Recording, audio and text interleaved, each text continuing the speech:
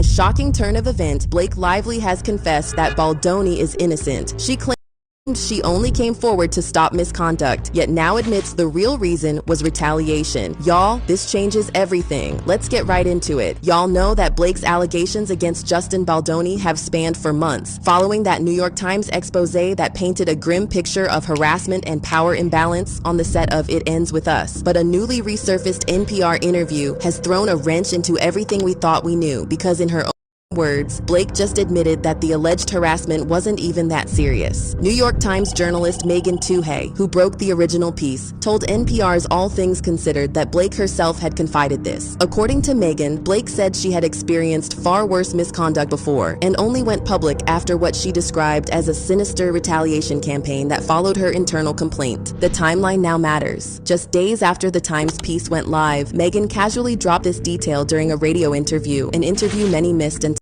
now. She confirmed Blake Lively spoke directly to her and emphasized she never had any intention of discussing the allegations publicly. That alone would have made headlines. But what came next reframed the entire scandal. This wasn't just a revelation, it was a full pivot from the narrative we've all been following since December. Blake described the alleged retaliation as more disturbing than the original misconduct, more aggressive, and more damaging. In her words, the fallout was much more sinister. In a gender imbalance on set, Blake Lively.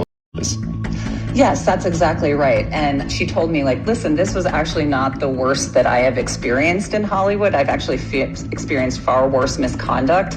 You know, I spoke up because I wanted to address it, and I thought that I had, and I never had any intentions of discussing this or going public with my accusations.